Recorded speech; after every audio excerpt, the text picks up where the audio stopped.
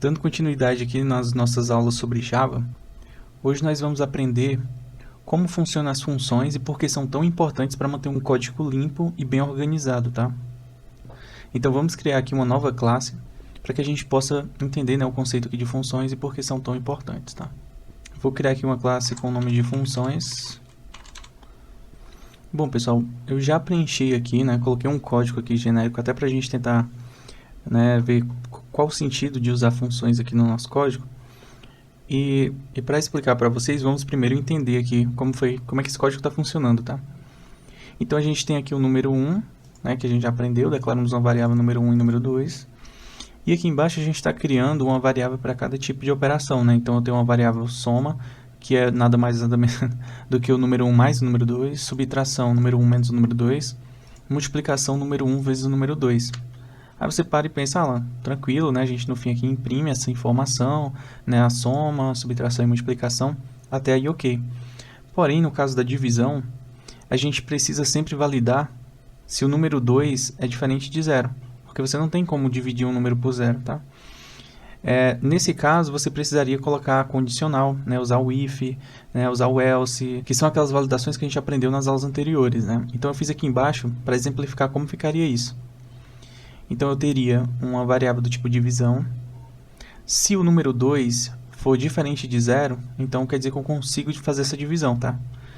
E aqui está o resultado, né? Divisão vai ser igual ao número 1 dividido pelo número 2. E a gente mostraria aqui a divisão. Caso o número 2 fosse igual a 0, cairia nessa segunda condição, né? E daria o erro aqui de não é possível dividir por 0. Eu vou executar aqui para vocês verem o funcionamento, vou colocar aqui outros valores, tá? Então vou colocar aqui 25 e 30. Então vou executar aqui de novo. Então a soma de 25 com 30 é 55, a subtração menos 5, a multiplicação 750, a divisão 0,83. Então vamos colocar aqui uma mais fácil, que a gente já sabe o resultado. Então se eu tenho um número 100 e dividir por 10, então a soma dá 110, subtração 90, multiplicação dá 1000, né, e divisão dá 10. Então até aí beleza. Só que aí veja que nesse código aqui a gente tem diversas regras de negócio. Regras de negócio nada mais são do que procedimentos, é um passo a passo de como é feito as coisas em uma empresa, vamos dizer assim. E se a gente fosse trazer a calculadora aqui, ela tem algumas regras de negócio, né? Como por exemplo, tem a regra de negócio da soma, da subtração, da multiplicação, tem da divisão.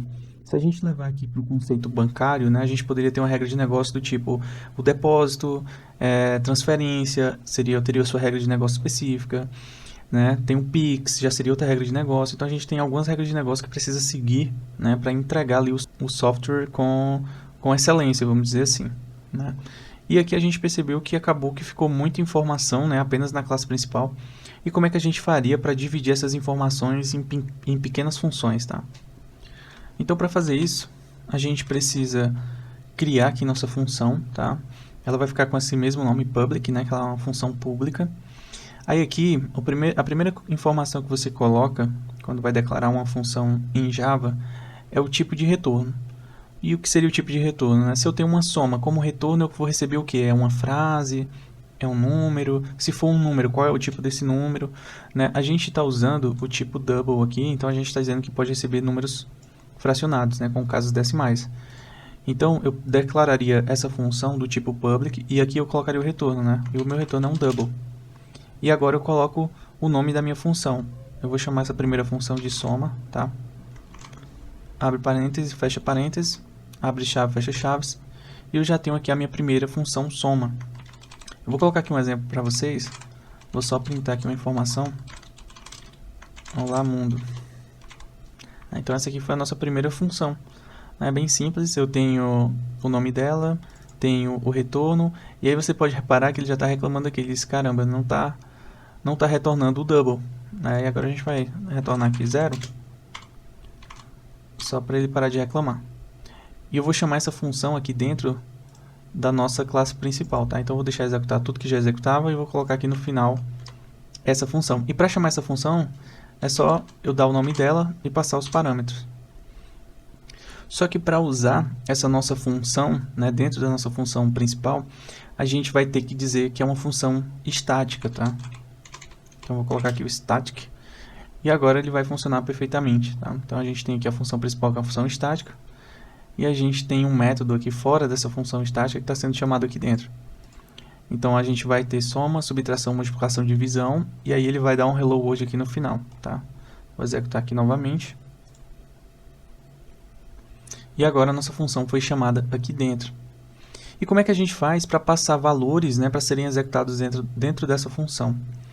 A gente vem aqui na função e começa a passar argumentos, né, parâmetros para a nossa função. Nesse caso aqui da soma, o que é preciso para fazer uma soma do número 1 e do número 2? Então, eu posso declarar aqui que para fazer uma soma eu preciso do número 1, aí eu coloco uma vírgula, né, para separar, e preciso do número 2. Eu já coloquei até aqui os tipos deles, né? E agora, como é que eu faço esse cálculo? Basicamente, como a gente já fez outra vez, né, é o número 1 mais o número 2 e devolve essa informação, tá? O que a gente vai fazer é printar o resultado dessa soma, tá? Então, vou substituir aqui, vou colocar aqui, ó, soma, função. E aqui eu vou colocar o resultado. Eu vou só criar aqui uma variável para guardar esse valor. Vou chamar de total para a gente não confundir, tá, com a outra. Então, total é a soma do número 1 mais o número 2. E aqui eu vou colocar o total. E no fim, eu preciso retornar o total, tá? Por quê? Porque eu disse aqui que é do tipo double. Aí agora, veja que a nossa função está reclamando, né? E a reclamação dela é que ela estava esperando 2 argumentos, mas a gente está passando nenhum, né? Está zerado. E quais seriam os argumentos que a gente iria passar para cá, né? Seriam o nosso número 1 e número 2, que estavam aqui. Então, vou passar aqui, ó, número 1, vírgula, número 2. E agora deu tudo certo. Por quê? Porque esse número 1, ele é uma referência, né? Ele vai virar uma referência aqui dentro, né? Então, esse número 1 aqui, na verdade, está se referindo a esse número 1 aqui, que é esse carinha aqui, tá? E aí agora a gente vai executar novamente o código para ver o resultado. Ó, então veja que o resultado foi exatamente igual ao primeiro, né? Então, está retornando da mesma forma, né? A gente criou a nossa primeira função. E aí agora que a gente já aprendeu a criar função, a gente pode criar as outras funções, para a gente ver como é que vai ficar isso e como a gente adequa ela no nosso código para ficar um código mais legível. Bom, pessoal, então aqui já criei todas as nossas funções, né, nossos métodos aqui. Então, eu tenho soma, subtração, multiplicação e divisão, né, seguindo aquele mesmo conceito, né, de receber por parâmetro as duas informações, os dois números. Né, faço aqui, verifico se o número 2 é diferente de 0. Se for, eu faço a divisão e retorno ela aqui.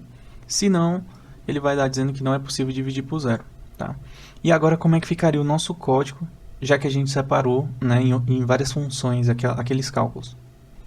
Eu vou remover, tá, esse código aqui, vou deixar somente esses. Ó, removi aqui nosso código, deixei só o número 1 e o número 2. Tá? E agora a gente vai chamar só nossas funções. Tá? Então, vou chamar aqui a função de soma, passo o número 1 e o número 2. Vou chamar a subtração, passo o número 1 e o número 2.